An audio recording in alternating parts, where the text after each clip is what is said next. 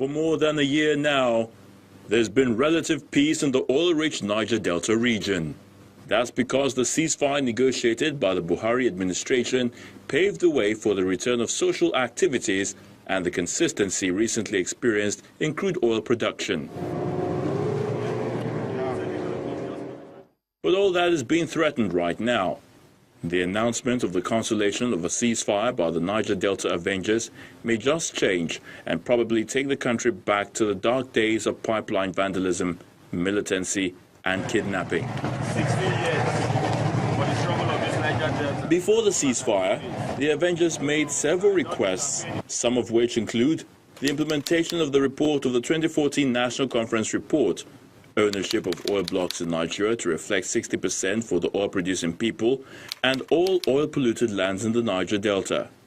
Proper funding of the Niger Delta Amnesty Program, takeoff of the Maritime University in Delta State, among others. We want to say that there is no presence of government in all these oil-producing communities. Vice President Yemi Osinbajo, under orders of the president, swung to action, visiting the region to plead with the restive youth and elders to accept dialogue and embrace a new plan by government. Professor Osinbajo then toured the entire Niger Delta region, and for once, the people gave him listening ears.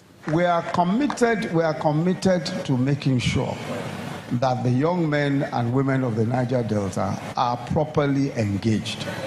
We'll look at the amnesty issues. We'll make sure that amnesty continues. Some people have been trying to suggest that we close down amnesty. That's not true. We have made more provision for amnesty than has ever been made, and we have made more provision for social intervention. Perhaps those promises don't mean anything to these youth anymore. They are threatening to crumble the economy, which the government claims is beginning to bounce back. And one way they want to do that is to cripple oil production, which is the country's biggest income earner. You wonder why this is happening.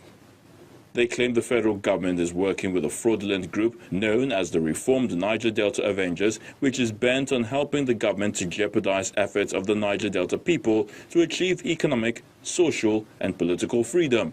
They also claim the federal government is insincere in its efforts to address issues in the Niger Delta, claiming that government is only interested in the crude oil deposits in the region and the lack of confidence in PANDEF, the group that brokered the peace deal with the federal government. This is not the time to make war. No, this is the time to make peace so that we can ensure that we derive all of the benefits that are derivable from the center. The implication of this threat may be unhealthy for the Nigerian economy at this crucial time. It has again opened another task for the Buhari government to again go back to the drawing board to review the Niger Delta issue, change strategy, or probably just talk to the right people that will help nip this looming crisis in the bud.